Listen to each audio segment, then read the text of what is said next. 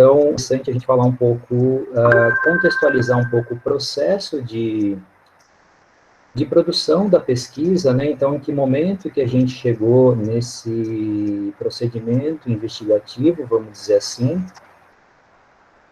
E aí, num segundo momento também, como o texto tem um caráter, assim, mais geral, a gente vai tentar fazer alguma articulação de como que a gente utilizou alguns dos operadores conceituais aí, analíticos do texto na pesquisa, né, na tese. Tá? Então, a gente pensou em falar isso, né, e, bom, é desnecessário dizer que sintam-se à vontade, né, para participar a qualquer momento, complementar alguma coisa que eventualmente a gente passe muito rapidamente, ou mesmo algumas objeções, né? Então, eu vou iniciar aqui com uma fala, mas a qualquer momento, por favor, vocês sintam-se à vontade aí para participar também, tá bom? Bom, então, uma questão, né, que eu queria iniciar aqui, falando um pouco, a respeito de algumas impressões, assim, que eu tive nesse período, né, do doutorado, em que eu participei do grupo de orientandos, né, então, o grupo de orientandos, ele também acontece às sextas-feiras, é um período mais espaçado, né, então os encontros acabam sendo mais ou menos a cada mês e meio, né, Marcos, por aí. E, bom, essa participação nesse grupo de orientandos, ela foi, assim, fundamental, né, para a construção da pesquisa. É um momento que a gente pode, né, compartilhar das nossas questões, às vezes as nossas angústias de pesquisa, a gente, né, tem acesso aos textos dos colegas, então foi, assim, um momento muito potente, né? E o que eu pude notar nesse período é que as produções do grupo, elas se caracterizam por uma variedade de procedimentos investigativos.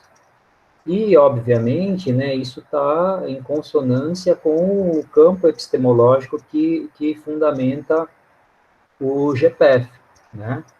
Então, isso, só para citar aqui, né, algumas pesquisas, eu acho que eu vou no slide aqui, então eu vou projetar alguma coisa aqui, acho que eu consigo, senão eu vou acabar esquecendo de alguma coisa aqui, eu sou bastante sucinto na fala, então, só um minutinho que eu vou projetar aqui.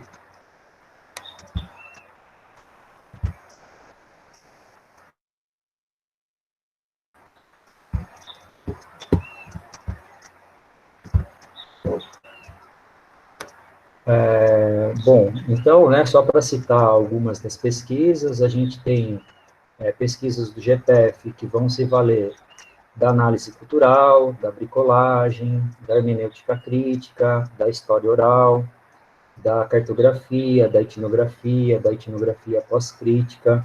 Então, essa é uma característica do grupo de pesquisas, né? E se, por um lado, isso é muito interessante, porque a gente toma contato com uma variedade, né, de procedimentos investigativos, por outro, a gente não tem, assim, digamos, uma certa tradição metodológica, né, e isso implica em algum grau de risco, eu diria, né. Não à toa, né, essa questão metodológica, eu considero, assim, que é uma das questões que a gente mais se preocupava, que a gente mais conversava a respeito, né, nas reuniões do grupo de orientandos, né. E aí, então, na minha pesquisa, especificamente, essa questão da metodologia, ela foi, assim, um nó durante boa parte da pesquisa, né, e, e eu acredito, assim, que isso aconteceu com outras pesquisas também. Só para citar um exemplo, muito rapidamente, eu me lembro bem, assim, da pesquisa do Jorge, né, então, ele se debruçou na questão aí da etnografia pós-crítica, né, foi algo que a gente discutiu bastante, juntamente com o Jorge, a respeito da pesquisa. Então, eu acho que, em alguma medida, essa questão metodológica é algo que nos inquieta, né? Principalmente porque, acho que também um dos motivos é que a gente está, né, se fundamentando num campo epistemológico que vai colocar em xeque, assim, eu diria, essa questão da metodologia como tradicionalmente ela é compreendida, né? Então, as pesquisas, né, pós-críticas, elas, elas vão, em alguma medida, organizar, reformular, criar outros procedimentos investigativos, né? Então, essa é uma questão que eu considero aí, que é uma questão, né, o Marcos já adiantou isso na fala, que a gente vem discutindo já há algum tempo, né? Bom, então, inicialmente, na minha pesquisa, como eu fiz uso do referencial Foucaultiano, eu pensei inicialmente em utilizar a arqueologia. Eu já tinha alguma proximidade, assim, por conta da pesquisa de mestrado, né? Mas, na pesquisa que eu desenvolvi no doutorado, uma das questões que me inquietava também era a respeito dos processos de subjetivação. E aí, por conta disso, eu acabei me aproximando também de algumas leituras genealógicas do Foucault, que é né, comumente tido aí como a fase em que o Foucault, né, o período aí em que ele vai se debruçar sobre essas questões aí dos processos de subjetivação. Bom, e aí também, nesse meio tempo, sempre em contato, né, com os colegas que também, à época, estavam produzindo suas pesquisas, né, eu estava sempre nesse momento em contato com o Rubens, e ele estava participando de uma disciplina na Unicamp, ministrada pelo Silvio Galo. O Vitor também, se não me engano, estava participando dessa disciplina. E o Silvio Galo, nessa disciplina, ele defendia a ideia de utilizar a anarqueologia como método de pesquisa. Então, eu acompanhei meio que à distância essas discussões, né, até conseguir participar presencialmente de algumas aulas como ouvinte. E, bom, ao acessar, né, assim, da maneira que foi possível essas discussões, me pareceu, naquele momento, que a anarqueologia respondia muito bem às questões que eu estava procurando pesquisar. Então, num primeiro momento, eu adotei aí a anarqueologia como método de pesquisas, né, e tentei seguir por esse caminho. Mas, obviamente, né, sem muita convicção, uma leitura ainda muito incipiente dessas questões, né, a anarqueologia é um conceito que o Foucault vai utilizar num curso chamado do Governo dos Vivos, e posteriormente ele não faz mais menção a esse conceito, né, aliás, isso é bastante comum na produção de Foucault, ele, né, desenvolve algum conceito e depois simplesmente abandona e inventa, cria outros, né. Bom, então, a princípio, eu estava me valendo aí da anarqueologia como, digamos assim, método de pesquisa, tá? Bom, mas aí na qualificação da tese, a parte metodológica, ela foi bastante questionada pela banca. Então, a banca entendia que seria muito difícil eu sustentar essa ideia da anarqueologia como um método de pesquisa, é um conceito que Foucault utiliza muito pontual, né?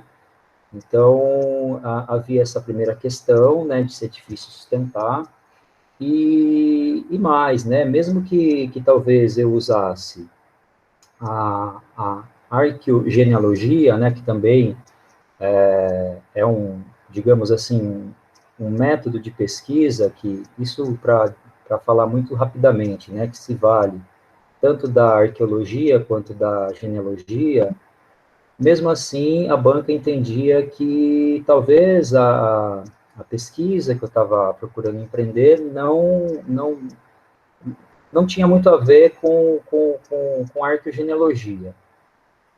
Uma das questões que a banca pontuou, né, é que a pesquisa genealógica, por exemplo, né, conforme empregada por Foucault, era um tipo de pesquisa na qual Foucault fazia um recuo histórico bastante extenso, né? Então,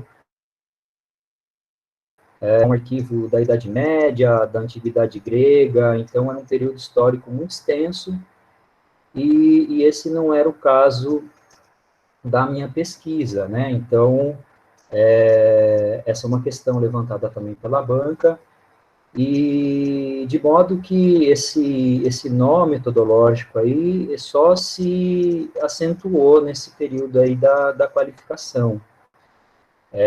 Houve sugestão de uma professora da banca que talvez eu pudesse utilizar análise de discurso de inspiração Foucaultiana. Bom, mas acessando algumas pesquisas, alguns textos que se valem dessa análise de discurso de inspiração Foucaultiana, eu entendia também que não era exatamente isso que notei um certo distanciamento com as questões que eu pretendia dar conta na pesquisa. Bom, e aí, então, a partir de algumas leituras, de alguns textos do Foucault, essas questões, essa problemática inicial, né, eu acho que foi diminuindo a partir de algumas leituras. Então, só para citar, né, um texto que foi bastante importante, eu não vou me lembrar o título agora, mas é uma entrevista, né, em que o Foucault vai dizer mais ou menos o seguinte, né, que aqueles que quiserem fazer uso dos operadores conceituais e analíticos empregados, né, por ele, por Foucault, que fizessem a sua própria maneira, né, que cada pesquisa tem sua singularidade, né, então que quem fosse fazer uso desses operadores, que o fizessem à sua maneira e que eventualmente levassem adiante essas pesquisas, que as reformulassem, que as transformassem. Então, a partir disso, né, e lendo bastante textos também que tratavam da questão metodológica em Foucault, surgiu a ideia do que eu chamaria aqui de utilizar elementos da arqueologia e da genealogia. Então, se existia, digamos assim, uma espécie de um, de um script, diria assim, de um uso, né, da arqueologia e da genealogia, o próprio Foucault indicava, né, que seria possível reformular essas questões, né, afinal de contas, as pesquisas do Foucault tinham objeto de estudo muito particulares, né, Então, obviamente que isso não poderia ser transposto para outras pesquisas que investigar coisas muito distintas, né? Bom, então, a partir disso, surgiu a ideia de usar aí, né, os elementos da arqueologia e da genealogia. Uma outra questão também que foi importante para a melhor compreensão aí das questões metodológicas foi uma disciplina acerca do arquivo, né, do gesto arquivístico. Eu já havia anunciado, né, no texto da qualificação a ideia de trabalhar com arquivo, mas naquele momento eu diria que a concepção que eu tinha de arquivo, ela era talvez ainda muito próxima de uma ideia assim de senso comum, né, do arquivo simplesmente ali como uma massa documentária, um conjunto de documentos na qual você desculpe, algumas verdades, né, alguns discursos ali tidos como verdade. E aí, a partir, né, de uma disciplina que eu cursei na FEUSP, a ideia do arquivo, né, enquanto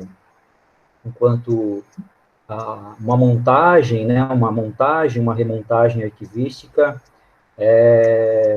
acho que contribuiu bastante também para dar um certo norte metodológico aí na pesquisa. E uma outra questão, um outro texto, melhor dizendo, né, é um texto chamado O que é a Crítica, né? Então, a partir desse texto, também da leitura desse texto, eu entendi que o que eu pretendia fazer, né, enquanto pesquisa, esse texto poderia contribuir muito, né? Então, a partir dessas leituras aí que surgiu a ideia de pensar aí, né, no gesto arquivístico e na atitude crítica como elementos aí metodológicos, né, como operadores analíticos, tá? Ah, bom, antes de falar especificamente do texto, não sei se o Marcos quer falar alguma coisa a respeito, o pessoal do grupo também quer participar com alguma fala. Então, o Cleiton, obrigado por você ter aberto esse espaço. O que eu vou dizer, eu já disse em outros momentos, né, mas eu quero retomar isso, né, da importância do pensamento e da obra Foucaultiana para uma leitura da realidade, mas no texto em questão e no trabalho em questão, penso que o Cleiton foi muito feliz, né, em trabalhar com dois conceitos que foram aprofundados nesse autor para pensar a pesquisa, para pensar método de pesquisa, né? Então, na nossa introdução do semestre, nós já enfatizamos a importância de ter clareza do método a ser empregado e ter um método conceitualmente bem definido, né? Então, nós temos acompanhado aí na área, a produção da área, né, gente? Não exclusivamente da educação física, do grupo, que muitos artigos mostram fragilidade no método, muitas dissertações e teses também, e isso, claro, acaba repercutindo na produção de resultados de pesquisa também frágeis. Então, acho que nós temos aí este texto, que juntamente com o texto que foi resultado da dissertação do Bruno lá atrás, né, onde o Bruno fez uma boa teorização da bricolagem, nós temos aí agora também uma contribuição importante do grupo no campo da metodologia da pesquisa. Então, destaco, acho que o texto, o artigo, né, que vocês puderam ler, ele mostra essa movimentação do pensamento Foucaultiano, né, como Foucault vai mudando o objeto e vai mudando também a forma de pesquisar e vai nos oferecendo esse diálogo, né, sem se comprometer, que o autor, no meu entendimento, faz, esse diálogo, o autor que eu digo Foucault, né, também com a teorização crítica, quando ele vai pensar a ideia da problematização. Então, a crítica aqui tem a ver também, né, com as teorias críticas, e, e o arquivo é um conceito bastante discutido no campo dos estudos Foucaultianos. Eu acho que o texto dá conta de situar essa discussão mais recente. Então, muitos de vocês aqui presentes na sala têm ajudado a produzir arquivos, né, com seus trabalhos, suas aulas, suas atividades, seus registros, e muitos de vocês também são pesquisadores desses materiais, desses arquivos, ou desse arquivo, né, do arquivo que vocês elegem. E um arquivo que não se interrompe, né, Cleiton? Porque o próprio conceito de arquivização, né, que o Aquino e Val desenvolvem, essa ideia dessa continuidade do arquivo. Para isso, Cleiton, passa a palavra.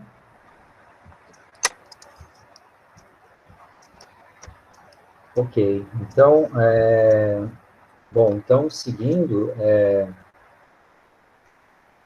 como eu vinha dizendo, né, a partir, então, de, de, de algumas leituras, né, e com essa questão que, o Jorge está presente aí, talvez ele possa até dizer melhor a respeito disso, né, eu me lembro, eu tenho, assim, para mim, que foi uma situação muito semelhante, né, então, o nó metodológico, aí, o nó da minha pesquisa foi, digamos assim, algum receio em nomear o que eu estava fazendo como arqueologia, ou como genealogia, ou como arqueogenealogia, né? E aí, então, a partir de algumas leituras, eu vou tentar aí sustentar a ideia de que o conceito de arquivo e o conceito de atitude crítica, né, essas noções, melhor dizendo, elas estão presentes durante todo o percurso investigativo Foucaultiano. Então, a gente pode pensar, por exemplo, que o Foucault ele sempre trabalhou com arquivo. É lógico que ele trabalha com arquivos diferentes, distintos, né? Em um momento considerado como um momento aí arqueológico, um momento inicial de pesquisa, ele busca, ele se interessa pelas questões do saber, da descontinuidade de alguns saberes nos arquivos que ele investiga, e no momento posterior ele continua, né, mergulhando, digamos assim, no arquivo, mas é um momento em que ele vai se preocupar com as questões relacionadas aos processos de subjetivação. E o mesmo parece acontecer com a atitude crítica, ainda que só em 78 que ele vai fazer menção a essa atitude crítica, né, inspirada em Kant. O Foucault, ele tem, né, o Kant como referência desde de muito cedo, digamos assim, né, na pesquisa de doutorado dele, que é a História da Loucura, ele escreve um texto complementar a respeito da antropologia kantiana, né? Então, essa certa proximidade com Kant se dá desde o início das suas pesquisas, né? E tendo em vista que uma das questões da atitude crítica é colocar em xeque como se dá determinada condução das condutas, então, acho que foi possível sustentar a ideia de que essas noções estão presentes durante toda a obra Foucaultiana, algumas mais presentes em determinados momentos de pesquisa, em outros menos, né? Mas me pareceu, né, e essa é a ideia que, juntamente com o Marcos, a gente tentou defender nesse artigo, né, de que essas duas noções, elas são uma espécie de um norte aí, metodológico ao longo da produção Foucaultiana, tá? Bom, e aí então eu vou falar bastante rapidamente aqui a respeito dos conceitos e tentar trazer alguns exemplos de como que isso foi utilizado na pesquisa, tá?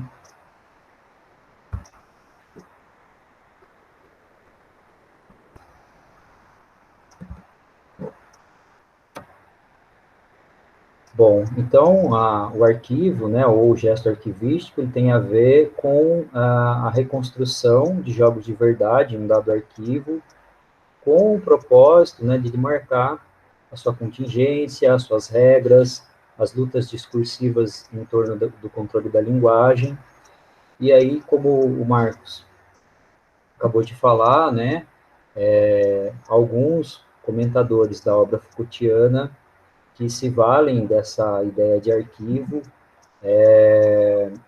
vão entender, né, que no gesto arquivístico há outros dois procedimentos investigativos complementares, né, o arquivamento e a arquivização. Essa é uma ideia defendida, né, pelo Júlio Gropa e pela Gisele Val, né, uma orientanda de doutorado do Júlio, né, então eles têm um texto no qual eles desenvolvem essa ideia. Então, o arquivamento seria a imersão vertical na densidade e na dispersão de diferentes fontes correlatas, né, desde aquelas molares, né, até as tópicas, laterais, adventícias. Então, talvez seja possível dizer aqui, né, que um dado arquivo, ele sempre leva a outro, né, porque a partir de algo que a gente identifica no arquivo, ele acaba como que demandando o acesso, né, a investigação de outro arquivo, de uma outra formação discursiva. E a arquivização, os autores, né, o Aquino e Val, utilizam aí a metáfora do thriller policial, né, então vamos dizer que se assemelha analogicamente à composição de um thriller policial, na medida em que as evidências não estão ocultas, embora não sejam imediatamente aparentes às lentes daqueles que as observam. Bom, então, como é que, a partir dessa ideia de arquivo, como é que eu procurei operar analiticamente na pesquisa? Então, o meu arquivo foram os relatos de experiência, né? Então, eu selecionei esses relatos, empreendi algumas leituras desses relatos de experiência, e aí alguns enunciados que eram recorrentes nesses relatos de experiência chamaram a atenção, e a partir desses enunciados, a ideia foi tentar entender por que esses enunciados estavam presentes com certa recorrência nos relatos de experiência do GPF, né? Então, só para citar alguns aqui, a ideia de democracia, né, está muito presente, a ideia de votação, a menção, né, às práticas de registro, né, afinal de contas, os relatos demandam práticas sistemáticas de registro. Bom, e aí a questão que ficou, né, é que, embora isso tenha um caráter de novidade na educação física, como é que isso chega na educação física? Por que essas questões acabam chegando até o currículo cultural?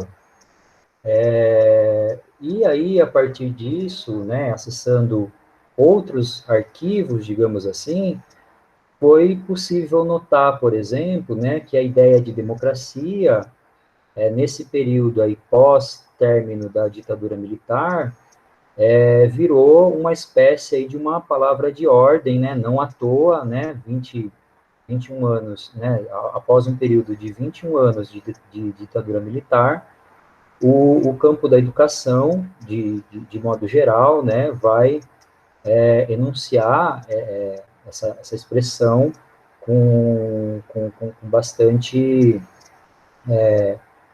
veemência, né? Então, a questão da democracia, de um sujeito democrático, de uma escola democrática, de procedimentos democráticos, né, entre eles a votação, surge com bastante força, né, nesse período aí, pós-término de ditadura militar.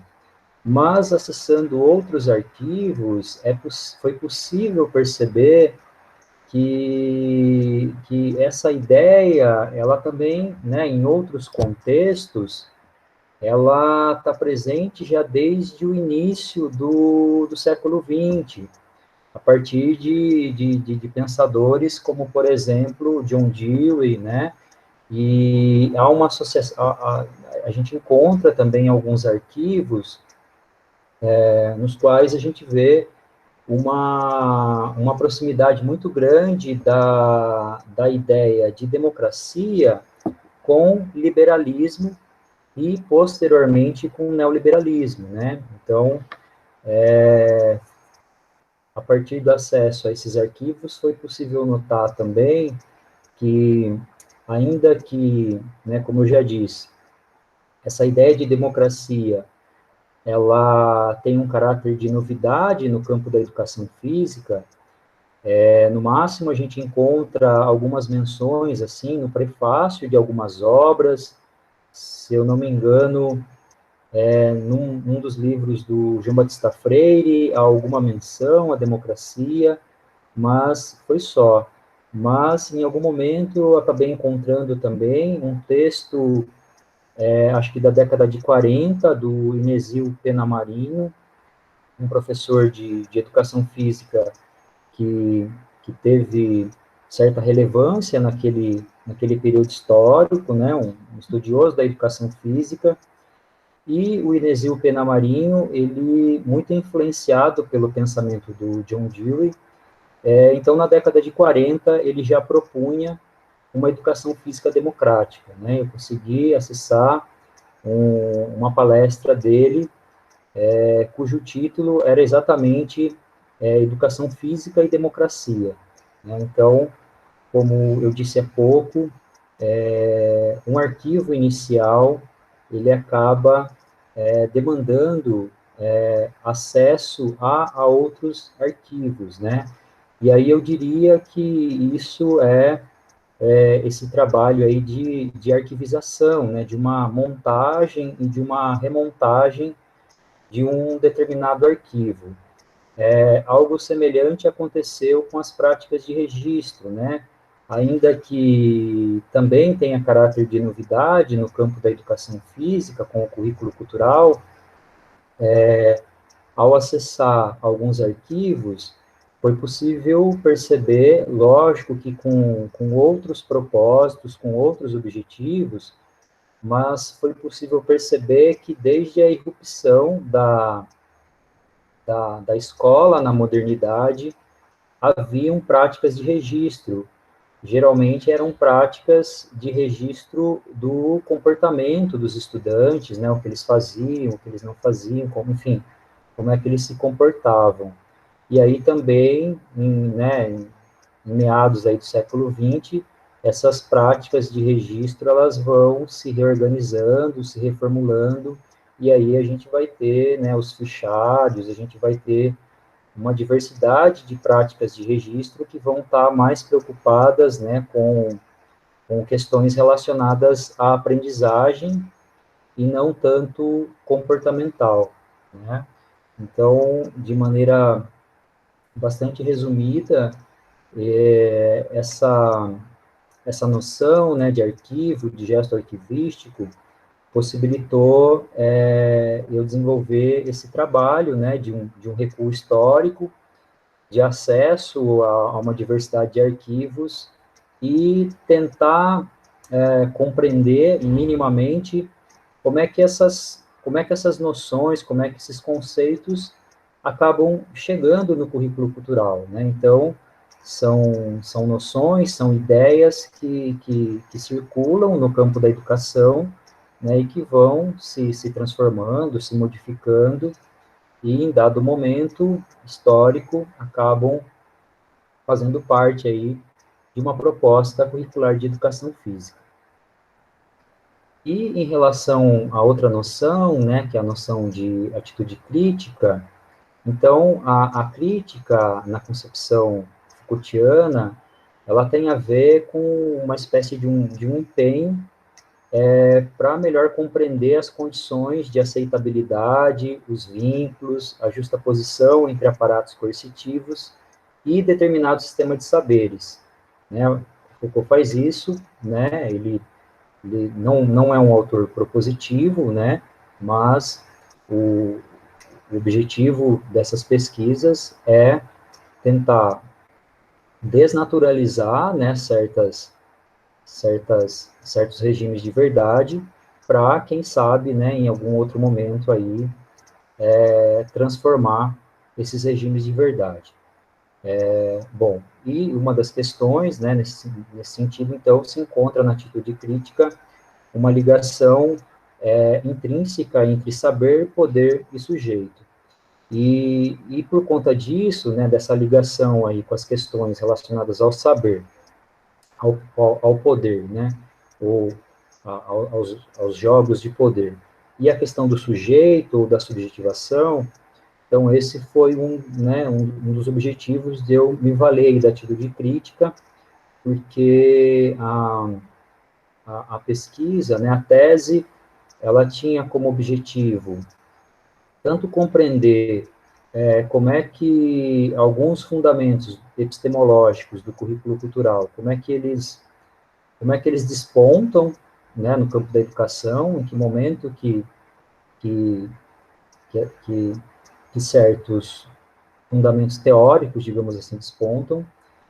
E uma outra questão que interessava saber, né, dizia respeito às estratégias de governo das condutas dos sujeitos vinculados ao currículo cultural, né? Então, um outro fragmento aqui a respeito da atitude crítica, né? A atitude crítica corresponde a uma desconfiança acerca das artes de governar. E, à vista disso, se caracteriza como um exercício de indagação permanente da atualidade. Então, a partir dessa ideia, né, da atitude crítica, como uma desconfiança das artes de governar, a partir disso, né, surgiram questões, né, ou melhor dizendo, objetivos da pesquisa, e dois objetivos principais aqui, né, duas questões, a partir de quais regimes discursivos vem se constituindo como objeto de saber cultural. Então, a questão aqui mais ligada ao campo epistemológico, né, como é que o currículo cultural vem se estruturando, e uma outra questão, né, ligada aí à questão da condição das condutas, né, então, quais as estratégias de governo das condutas empreendidas pelo currículo cultural aos seus sujeitos, quer sejam docentes ou discentes, né. Então, esse texto aí a respeito da atitude crítica, eu entendia à época, né, que estava muito relacionado às questões que eu pretendia investigar acerca do currículo cultural. O Veiga Neto tem um texto também que eu cito nesse artigo, em que ele vai chamar essa atitude crítica aí de uma atitude hipercrítica, né, e uma coisa muito interessante, e quando eu li eu fiquei bastante impressionado e me chamou muita atenção, né, a ideia, né, de que a atitude crítica é uma desconfiança permanente, né, e inclusive, e ele diz, né, bastante taxativo, quem sabe ainda até mais, né, uma desconfiança acerca das teorizações que nós mesmos utilizamos, né, fazemos uso. Então, é bastante pertinente aí para pensar a pesquisa. E, bom, basicamente, minha fala é essa, acho que já falei bastante aqui, não sei, então queria passar a palavra para vocês aí, eu não pensei, assim, em nenhuma questão disparadora, né, e como eu adiantei, eu tentei não propriamente ir passo a passo do texto, mas tentar fazer relação aí com o que eu pretendi fazer na pesquisa, tá? O Rubens quer comentar, e é isso. Manda bala, Rubens. Cleiton, interrompe a apresentação, por favor. Obrigado.